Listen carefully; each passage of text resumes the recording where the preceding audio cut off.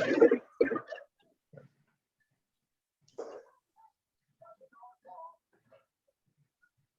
everyone. We're just letting people in, so I'll mute everyone here in a little bit after we get started. I just want to make sure able to let everyone that's trying to come in. So thanks for joining.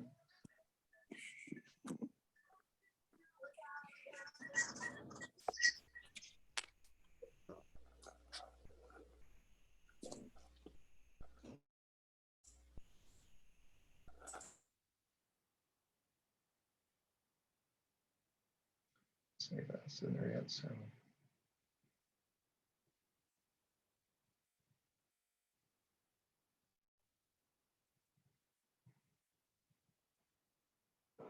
Okay, I might let you drive then. Thank you. So. Okay, just once you go over that, yeah. I know you're like, you have to figure out how to find it. Yep. All right, we'll give everyone just another minute and we'll get started.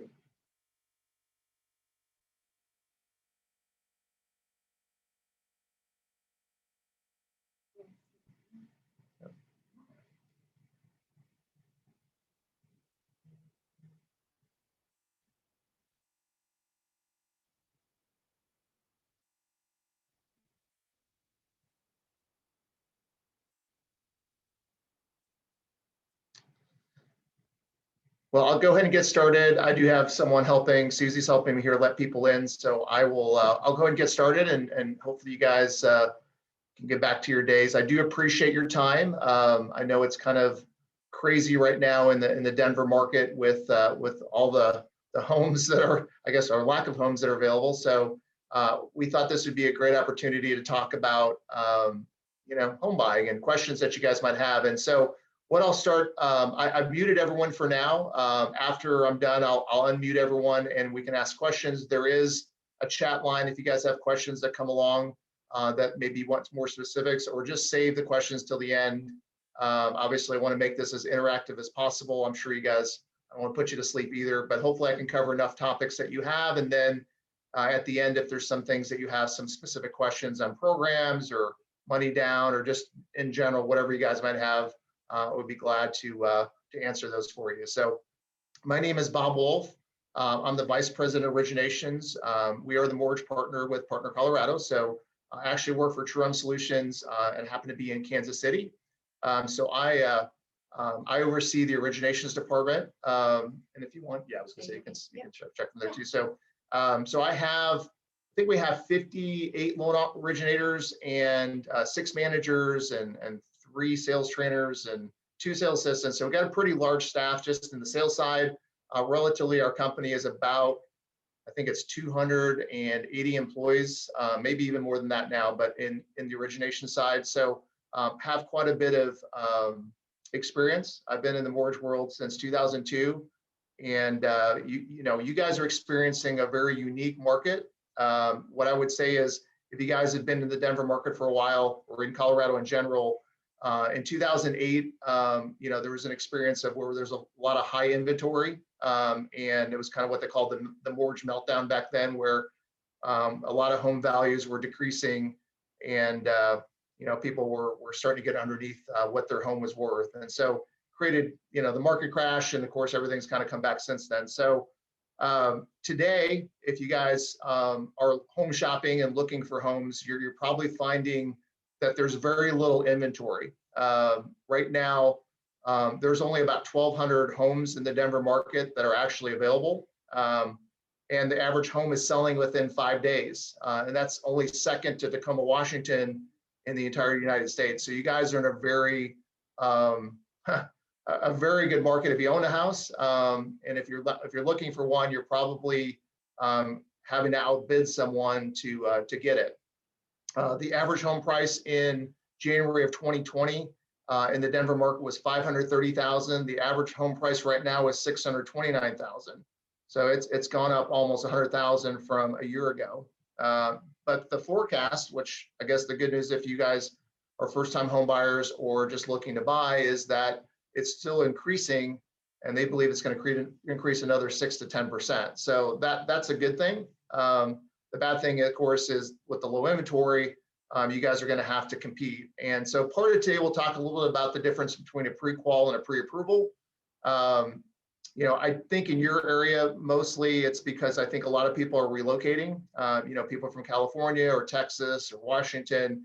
With COVID, a lot of people are working from home and they have the ability to live just about anywhere. So why not live, near the mountains and places that, that you've maybe always wanted to dream of living in. So I think you're probably finding a lot of people are relocating. And, in 2008, when the housing crash happened, a lot of builders got out of the industry. They started doing commercial or doing other things. And, I think it's been slow for them to get back into building newer homes, or they just can't keep up with the demand. That's probably the majority of it. So, all right, if you want to slip the next slide. So I don't need to talk a whole lot about the benefits of buying, but obviously, if you own a home now, you probably have some equity, which is great. The bad news, if you're selling a home and then buying another one as the new home that you're getting ready to buy, probably has appreciated too. But if you're renting, obviously the national averages are usually 5 to 6%, and of course in the Denver market, it's increasing more than that. So I would suspect, and you probably, if you're renting, you probably are having increases in rent as well. So you might as well own a home, gain equity, gain obviously some value in property versus, putting all that money where it's really going to someone else's pocket. So I want to go over kind of the steps real quick of buying a home. Just to get there, you can move that out so I can look on that too. That's okay. And obviously, the first thing is to get pre-qualified. I'm going to recommend, at least in your market, for you guys to get pre-approved. So we'll talk about that here in a second. Obviously, there's a lot of ways you guys can search for homes. One of the course is to get an agent. Some of it is to shop online. There's many websites. There's Redfin. There's Zillow. There's all kinds of websites that you guys can kind of shop for homes. But I do know, since they're going so quickly, I'm sure you probably are finding an agent or finding someone to help you with that. Sometimes an agent will know of something that's coming on the market before it comes on the market, which, then you can kind of pre-plan for it a little bit. But I do think it's important for you, obviously, to have some search, because just going to a open house these days, it's, by the time they're done with that first day of the open house, they've got probably several offers. So we obviously, getting a signed contract is really important. And when you do get a signed contract, you want to get that to the lender as fast as possible. With the rate environment that it's been for the last year, rates have been really low. So there's been a lot of rate term refinances or cash out refinances for that matter. Rates have ticked up just slightly, but not enough to where they're that high. And I think our turn times are coming down because of that. So generally, we can meet a 30-day closing, sometimes a little bit sooner, but you want to make sure that you have a contract at least pushes out for 30 to 45 days if possible. So, and then obviously signing and returning disclosures, and the faster you get the information to us, the better. And obviously, you want to work with a lending team like TruHome or obviously Partner Colorado. So, all right, let's talk a little about pre-qualification. Pre-qualification is generally when we run credit. We get an estimate of what you think your income is and the money and assets that you have essentially to put towards the house. In a pre-approval status, which I would recommend for your market, is to actually send in the documents and have an underwriter look at everything so we know exactly what you can afford. Now, what we don't know from a pre-approval sometimes is taxes or what insurance is going to cost for a house, but we can do estimates for that. So having a pre-approval, I think, with home selling within 5 days of being listed, you'll have a better offer.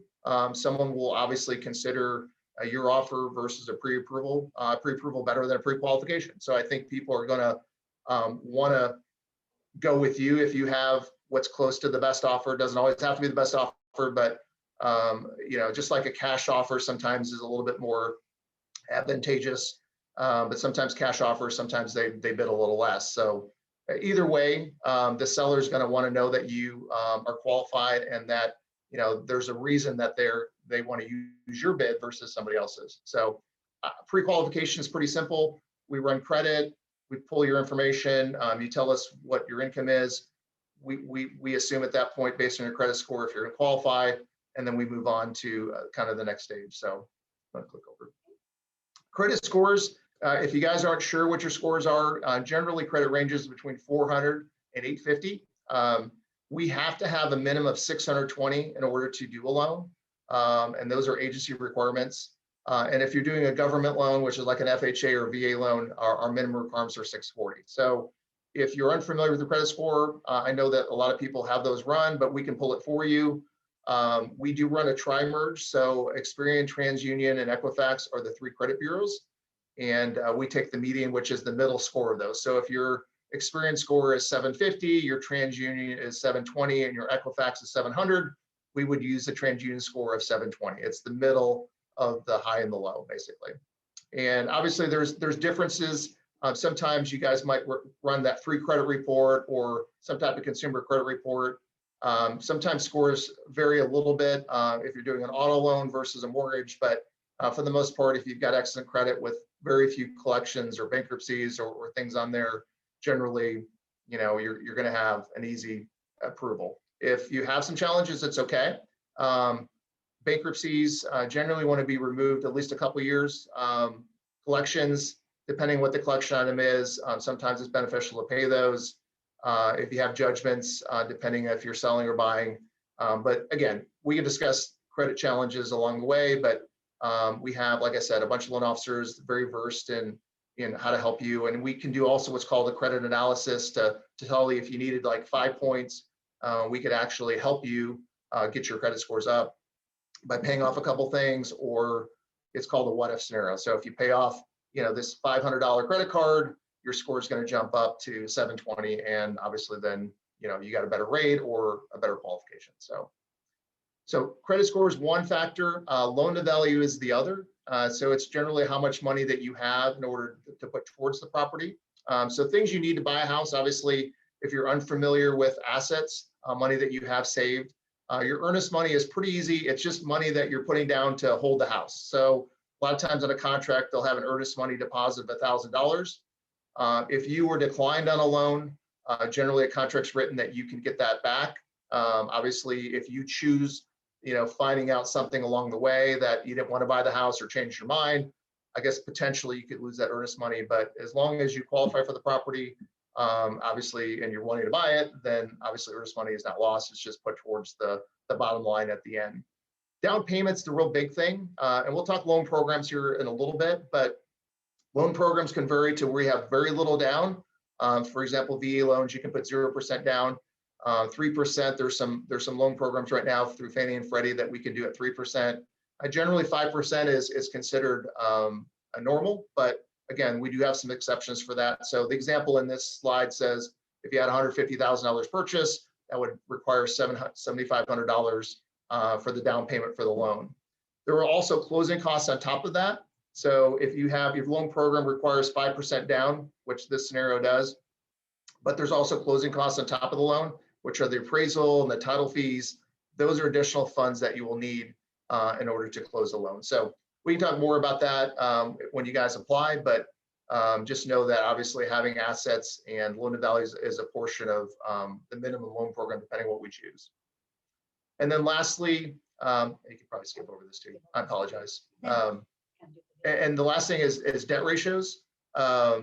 It's basically, you can kind of calculate what your debt ratios are based on your income. So let's say you make, $5,000 a month in income, and on your credit report, which we would have, but you pay $500 for a credit card or whatever. Let's say your expenses were $2,500 total, and that doesn't include utilities, just things that would show up on credit, like mortgages or house loans if you have that. Obviously, if you have a car loan, line of credit, anything you have that would show up on credit would consider your debt. So if you have $5,000 of income and your debt's $2,500 a month, you would be at 50% debt ratios.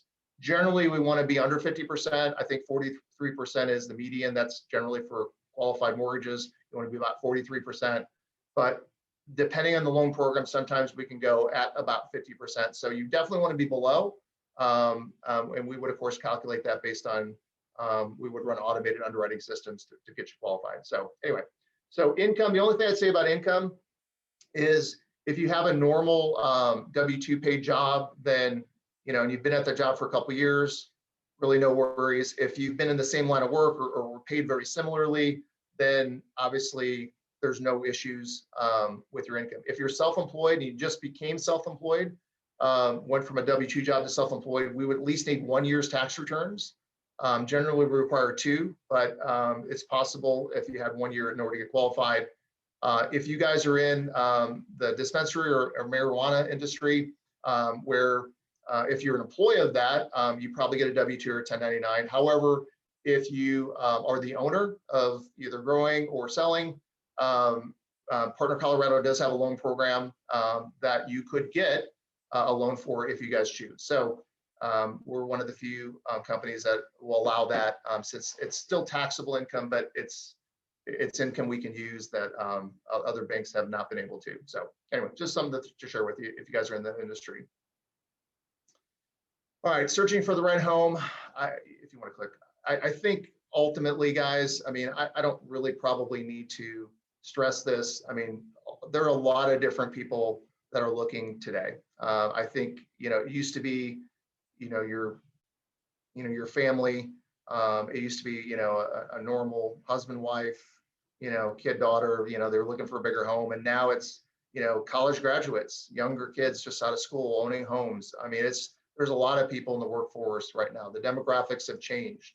And really, honestly, single female and males is the largest area of growth in the demographics. So it's changed a lot, and you guys are experiencing that. I don't know if it's so much more of the relocation or just a lack of homes, but it's probably a great combination of both. So, but I don't want to stress too much in that. This slide was written for several other credit unions too. So, one of the required documents that I mentioned earlier was the signed contract. Obviously, the sooner you guys find a home, obviously, the sooner you get a contract, you put your down payment down. But the required documents, and I think I might have mentioned this earlier, we do require a government issued ID. We would need your income documents, which would be like your W-2s, your pay stubs, tax returns if necessary. And then, of course, just source of where your assets are. So if you have, another example, $7,500 in assets, and you guys are getting prepared to buy a home, we want to make those liquid as possible. And what I mean by that is, let's say I actually bought a home recently, and I actually moved some money from my 401k to my checking account. And what I needed to do was source that deposit. I wanted to get that early enough to where I didn't have to show this money being moved from this account to this account to this account. So if you have assets somewhere that you plan to use, my recommendation is to move it to a liquid, which would be checking or savings. Now, do it early to where we only have to, because right now we require 2 months bank statements. So it's in that statement already for 2 months, then I don't have to ask where the money came from. Where if you did it today and you're buying tomorrow, I moved $5,000 from another account, a money market or 401k or something, I moved it to my checking or savings, they're going to require you to prove where that money came from. They want to make sure that $5,000 that we just deposited wasn't borrowed money, because that could affect your debt ratio. So my recommendation, at least on your assets, is if you have it, move it to a checking or savings immediately.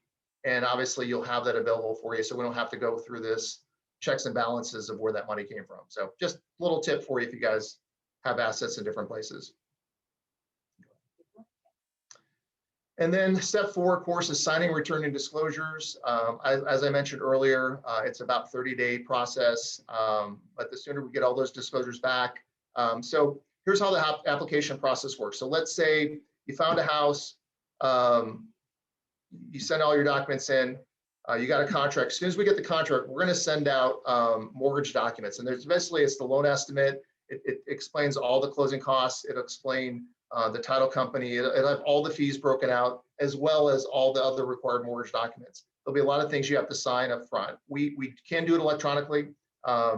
Most of the documents are electronic signed documents. There's 1 or 2, including the borrower's authorization, that you actually have to physically sign and scan back or take a picture of or something, because outside vendors require your signature for us to get information. But at that point, once we get all those documents back, we will submit the file to processing and underwriting, and obviously communicate along the way. So, but it is important, time is the essence, obviously, as soon as you get that contract. And then the loan approval process with the underwriter, if we're pre-approved, the only other thing that we have to do at that point with the underwriter is to get an appraisal. And one of the things I mentioned earlier about the low inventory and the fact that home values keep going up, I think probably the one concern that I would have for you guys is, let's say someone is selling a house for $400,000 and you start getting a bidding war and you offer $420,000.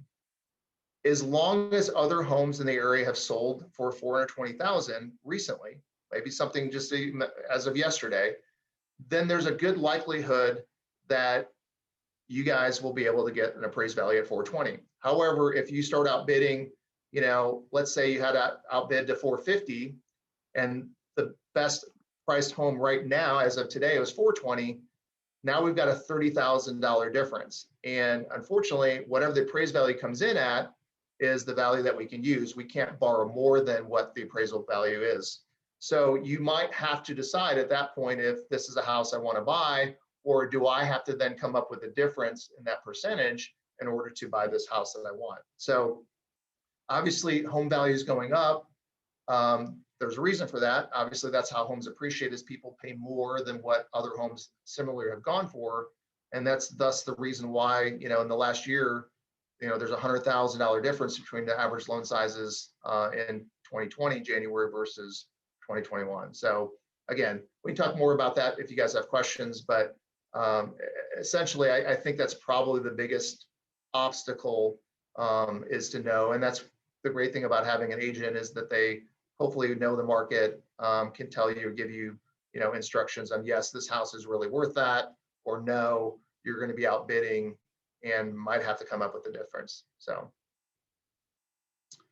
and then lastly, closing. When you're done with the loan, obviously when the contract date's met, you'll have additional funds, cashier's check or wire funds at the end. Generally, we have two ways of closing. Depends on the title company we use. Sometimes they can meet you at the property. Sometimes you can be in a branch if you want. I would say 90% of the time, you just meet at the title company. The seller goes first, and of course the buyer goes second. And obviously you sign, get your final documents, receive your keys, and congratulations. So, all right, just real quick, I want to talk loan programs, and then I'll skip to questions and stuff here in a bit. I had some general questions that I wrote out, but these are general loan programs. Obviously there's others, but a veteran's loan, if you served in the Armed Forces or National Guard, you would qualify more than likely for a veteran's loan. And VA loans are one of the better loan programs because you can borrow up to 100%. You can actually, if you work into the sales contract, the closing costs, you can actually roll the closing costs into the loan. And there's also a VA funding fee, which is unlike any other. They don't require MI, but you can actually roll that into the loan as well. So I've had some loans, if you're a veteran, where they've come to zero at the table for closing costs, zero for down payment, and we're able to buy a house with $500 for the appraisal, and that was it. So if you are a veteran, it would be a program that you for sure want to look at. Conventional programs are general Fannie Freddie, where we sell in the secondary market. So Partner Colorado will still service it, but we actually secure the money on the back end through Fannie and Freddie Mac. So general loan programs, 3%, 5% down. Conforming guidelines cover, most lenders use conforming guidelines. So conventional loans are your pretty standard loan program. FHA, if you have some credit challenges, FHA loans sometimes are a little bit better. If you have low credit scores, or maybe some bankruptcies or foreclosures or things that have happened in the past, sometimes FHA loans are good options. USDA, a little bit more unique. They are 100% programs too, but the property has to be rural, and it also has to qualify under USDA. So, but we do all these loan programs, so it could be an option depending on the property. And then Home Ready, it's kind of a new Fannie product. It used to be just a new home buying, or if you're a new home buyer program, it requires 3% down. but it has expanded on to others. So the only specifics that I will mention in this is that you could make too much money to qualify for the Home Ready program. So depending on the pocket where you're buying a home, it might not qualify for Home Ready because you might make more money than you can for that program. But there are reductions in rate and MI for Home Ready. And then of course, portfolio loans. I mentioned one of them, which is called the it's not the dispensary program, but I think it's called the Partner Colorado Industry Loan Program. And it's essentially, if you're in the marijuana industry, it's a program that you guys can use in order to get a loan. But there's other portfolio products too.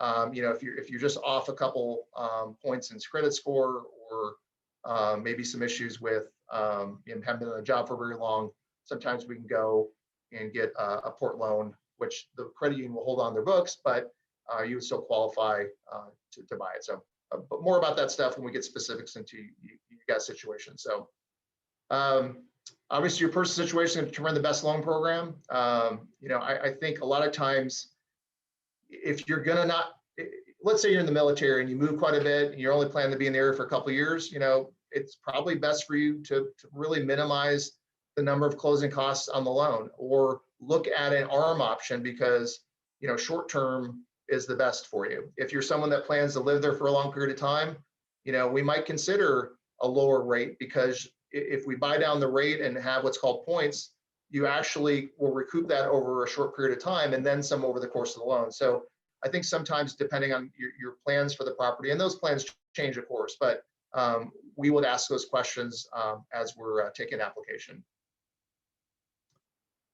All right, so I put a list of common questions, and then I'll just answer these. And then if you guys have additional ones, like I said, I'll go and open it up for everyone. So just click the next one.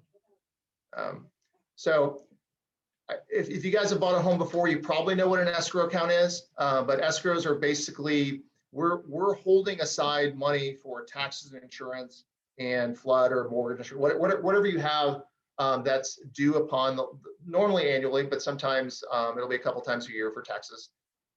We're actually holding that money aside for you to pay for your tax insurance every month. So your payment would include that. We will also have reserves built in order to pay that for you. If you put down 20%, it is not required to have an escrow account. So some people pay their tax insurance on their own. I've done it both ways. Your monthly payment's lower, obviously, if you're not escrowing. The bad news is that at the end of the year, now you've got a $2,000 bill, and if you haven't done a great job of saving, which sometimes I do and don't do that. So sometimes I save more than I should, but sometimes I don't. So it's quite a bit of money to come up with all at one time. So escrows are great, but that's what an escrow account is. It's just holding a portion aside of your taxes and insurance and homeowners and stuff. So, and mortgage insurance, you might have heard me say that phrase a couple times. So if you put less, well, if you put 20% down or more, 20% or more down, you will not have mortgage insurance as a requirement. If you borrow more than 80%, so let's say you put 15% down or 10% down of the home's worth, then there's requirement of what's called mortgage insurance. And that mortgage insurance is not insurance on your property, it's insurance on the loan. It's a higher risk, obviously, when you max out your loan that you're borrowing. The good news for your area is that with the house, median house increasing, there's a good chance if you put less money down that your house will appreciate more than what it did today, and essentially could lose that mortgage insurance. Generally, mortgage insurance stays on for a couple of years, but it is possible to get rid of that once your home value is higher than your loan balance. So if your balance, let's say you bought a house at 400,000, it appreciates to 500. There's a great chance that you will no longer need that mortgage insurance. But that is something that is required on anything that you borrow less than 20% down. And then interest rates, I would guess I'm going to get some questions on that. So, if you can see this chart, I know it's kind of small. It starts back in 1982 when rates were just a little bit below 16%. And of course, if you start looking from 2015 till today, rates have been fluctuating from 4% to 2%. It's, and I'm talking 30-year mortgages. So I want to say rates today are probably hovering around 3.125, 3.25. for a 30-year mortgage. You can still get under that percentage if you buy points down. If you want less closing costs, maybe you go 3.5%. And so rates are still extremely low. They're not the bottom, because I'd say 4 months ago they were probably 2.875, 2.75, but still extremely low when you're looking at history of rates over the last 30 plus years. So great time to buy for interest rate. Clearly a reason why the home values and stuff are going up and the inventory is very scarce right now.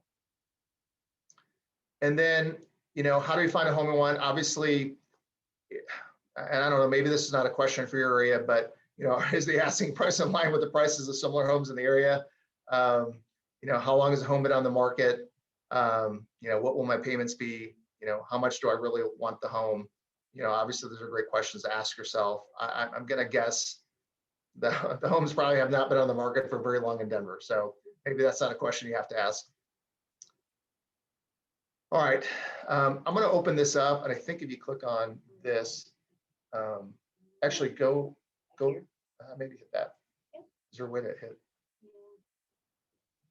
Guys, I'm going to try to figure out how to, maybe just stop sharing. Sorry, guys, I'm going to try to figure out how to get everyone off on mute.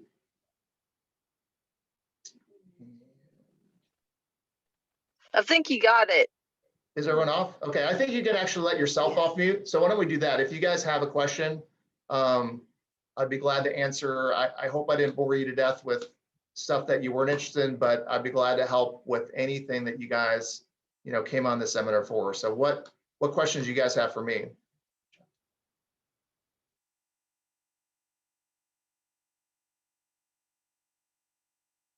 I'm going to pick somebody out. I'm just kidding.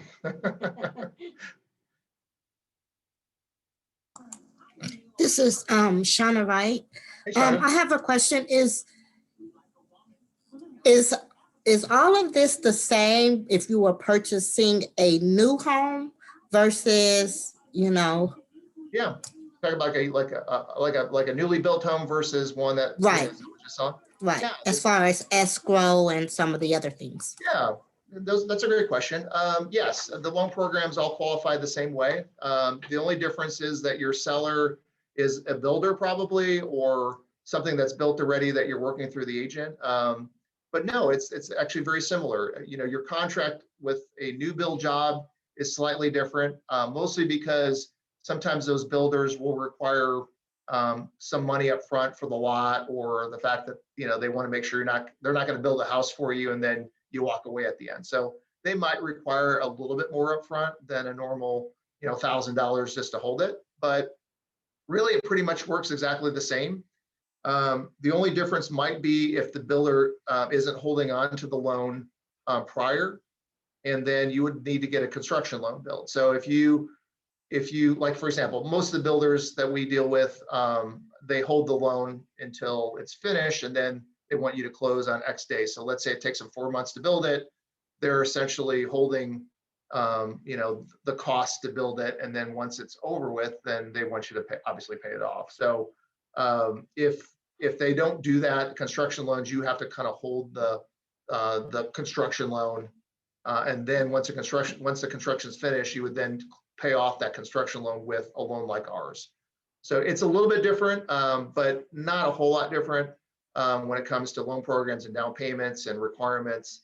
It's, ironically, my two primary homes, I built both of those. And there's plenty of headaches that come with building a home, trust me. You're constantly in there seeing mistakes, or you're going in every week just to see what the progress is. And there's a lot of stress that comes with that. And then recently I bought a second home that I bought from an individual. And obviously if you go in and see some things that need to be fixed, you negotiate that in your contract, and then you close within 30 days. So I experienced both, but really for loan program sake, nah, not much different. Does that answer your question? Thank you. Oh, Yes, no it does. That's helpful. Thank you. Great. You tell them in sales I talk too much, so. What else?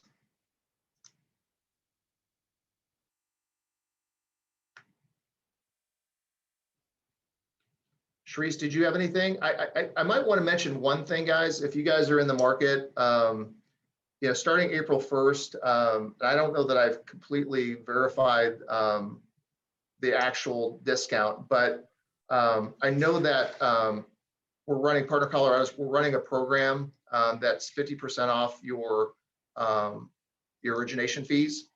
I'm not 100% sure if it's for buy down points or appraisals and stuff like that. So I'll get some clarification, but I'll have more information. But we are running something from, I think it's April, I apologize, I think it's April 5th through June 30th. Does that sound right, Therese?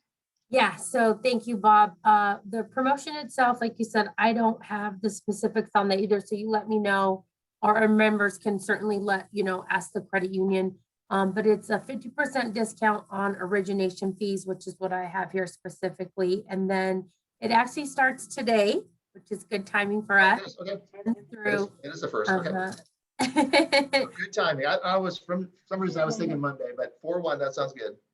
Yep, and then it runs through June 30th. That's not April Fool's joke, right? No, it's real life. So yes, that was the only thing I would love to add, is just that we're running that promotion. And then if anyone has any questions, I'm hoping that they aren't afraid to speak up, because this is their time now to certainly get in there and ask you anything.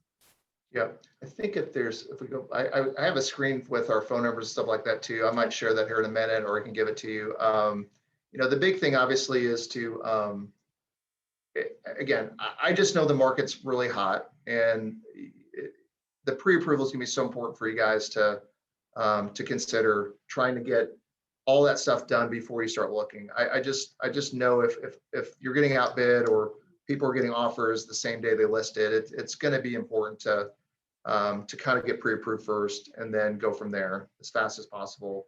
I'm not trying to rush anyone to do anything, but there will be some urgency for sure, especially when you find a house that you want or that you like. Therese, it's been a couple of years since I actually did this in person last time, and the housing market was pretty good last 2 years ago, and the fact that it's even better now is crazy. So, but I do think a lot of it has to do with people relocating. There's a high demand in Denver right now for sure. Yeah, it's changed so much from when you did this seminar 2 years ago. Yeah. It's a different, it looks very different.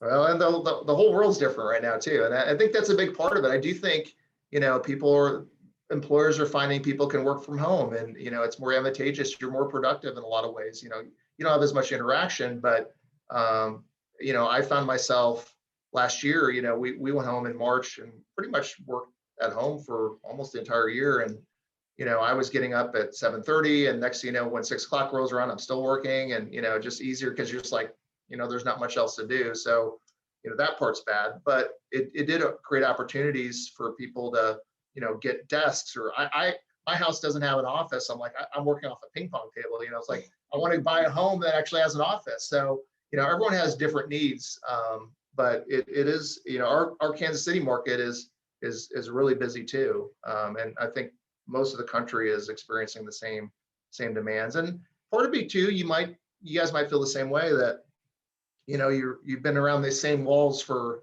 a year, and you're kind of sick of your house, or you want a new backyard or a pool, or it's just crazy. You just want something different. So I do think that probably plays a little bit into it too. So You know what, Bob, the only other thing I was thinking now that I don't want to lose since we still have everyone on the call. yeah. That origination fee, the 50% off, is for both brand new home and refinance as well, which I know hopefully we have both, interested parties on this call. And so that would include for both. Sounds great. All right. Well, anything else, Amir? I have a quick question. As a first-time home buyer, how long does this process typically take? Yeah. So to get pre-qual, for example, we could do it the same day. So that means just we would ask a couple questions about, we get your social security number, obviously, your just estimate of your income. So yeah, we would do that. We could do that within the same day.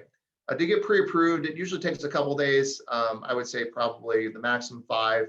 we would ask for documents back in. We would get that over to the underwriter. That way we got everything buttoned up, that we don't have to worry about anything other than the appraisal. So the approval process is usually pretty quick. And then for you to find a home, that would be the next step, depending on what you find and how fast you find it. Our credit's good for 120 days. Our AUS is good, obviously, as long as you haven't, changed jobs or anything. So really the only thing at that point would be just to find a property. And then once you found one, we prefer to have about a 30-day window to close. If it's impossible and you have to rush it, we can make some accommodations. I'd say 3 weeks is pushing it, only because we are dependent of third party, like an appraiser getting out there, title getting, because they're busy too, right? So sometimes third parties can delay the process, but I think 30 days total, all in all, you would be able to move into a house once you have a contract. So is that what you had questions about? Yes, thank you. No problem, thanks. I'm sure that I understood this correctly. So for like the pre-approval is good for 120 days, Yes. right? Yes, that's correct. Okay. All right. Yep. That's awesome. All right, so that helps me a lot. I wasn't actually planning on looking for a house until October, and I'm actually in a whole nother state, but I Yeah. was from Colorado, so I was like, I just want to get on top of this. I want to do as much research as I can as possible. They got special programs out here to help people, put a percentage down and everything like that. So this has been so very helpful. Do you have any additional recommendations for first-time home buyers that are coming in? Like, it's just going to be me, basically. Yeah. Yeah, I'll be glad to. I can answer questions on that for sure. What market are you in? Where are you looking to buy? So I am looking to buy pretty much in the south suburbs of Chicago area. Yeah. I can go a little further south. So like there's let's see, what would that be? Like shoot. I always okay. forget mix the two names of the places up. But No, it's for okay. example, one of the big ones would be like Homewood, Yep. which is down south. So yeah. Yep. I grew up in a suburb of Chicago, so I'm familiar with those areas. So Oh, cool. Yep. So there's a lot of home buyer programs out there, right? So, and you don't necessarily have to have a first-time home buyer program in order to qualify. Some of the problems with the first-time home buyers is that to meet the requirements of the home buyer program, you have to have X amount of income in order to qualify. So the bad part about it is if you have too much income, then you don't qualify for the program. So it's like this small window of opportunity to buy a house that you qualify for the home buyer program for. So I'm not trying to talk you out of that. It's just they are difficult sometimes to qualify for. But having said that, rates are really low. There are loan programs out there that you have to put very minimal down currently. And that I mentioned there's a Fannie program that's a 3% program down now. So the only advantage sometimes the first-time homebuyer programs, some local areas have where they'll give you $5,000 towards your closing costs. Again, you have to meet these very small parameters in order to qualify for it. But if it's just yourself, Diane, if there's not a whole lot of other people on it, there's a chance that you qualify. So I think we would want to look into each one of those programs to see which one's the best for you. If you have a little bit of assets to put down, generally the normal programs are the easiest to get qualified for, and there's less trouble on them. But again, there's a lot out there. We have first-time homebuyer programs already, and it just depends on how much assets and stuff you have. So I think it would be more just finding the house, finding the program, and then going from there. Thank you. No problem.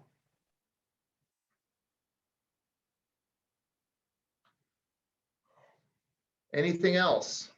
There's no bad questions. So.